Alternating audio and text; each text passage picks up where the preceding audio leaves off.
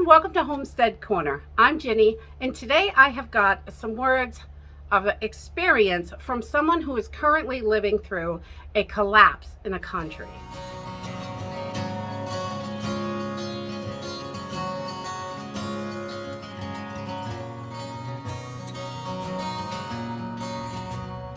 Oh my, it is hot here today. It's up in the 90s. We go from snow to boiling in days. So I'm definitely not used to this heat, and I feel like I would love a little bit of snow right now, which is sad because spring is just beginning. But I wanted to get into this. I had someone comment yesterday on one of my videos, and they are currently living in a country that has collapsed. And they shared some words of wisdom from their experience, and I want to get that out and share that with you guys. I really think it's important. I find that information from people who have actually experienced it is the best information, and they give really great tips and ideas and things like that on how to survive through a collapse. I really think that, you know, I have looked around and you see all kinds of different advice and things like that. And I've done quite a lot of research on collapsed countries. How did the people make it through? Things like that. Because if anything happens here, I want my family to be ready. So I have done tons of research, but this person, I'll tell you, they are living it. They know what they need, and these are great, amazing words of advice, I think. They're from Lebanon, and Lebanon has collapsed. Their government is corrupt. You could draw parallels here if you decide to, but you could definitely see some correlation in things that are happening around the globe. So with a corrupt government, things do not go the way they should. We all know that. They were dependent on imports. They do not produce enough of their own products. We also have that trouble here in the United States. Over the last couple of years, their currency has lost 90% of its value. 90%. They've got all kinds of shortages, gas shortages, everything shortages. The stuff that is there is so expensive. Regular people cannot afford it.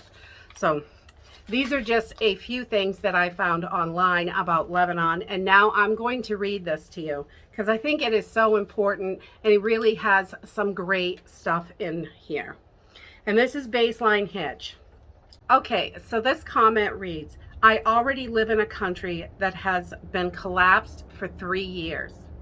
It is extremely hard and brutal. We do not have electricity, meds, and gas shortages. The most reliable preparedness is a solar electric system for your home. For food and water stocking, it won't last a long time. It's better to have a garden and plants, fruits and vegetables. Stop spending money on recreational things. Only the basic stuff. Try to collect money at home because the banks will go bankrupt and they won't be able to give your money back to you. Try to buy gold because the local currency will lose its value. Stock fuel if you can. Gas, diesel, etc. It will be short, if not completely cut. Stock on medicine and medical products. They go short also.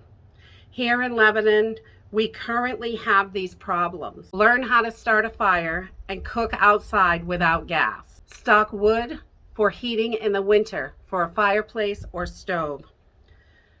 Learn how to fish and hunt. Meat will become extremely expensive and unaffordable. The best food commodore is wheat to make bread and similar products with an outdoor stove.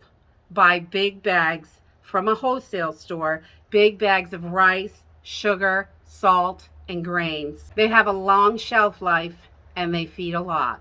Find a water purification device.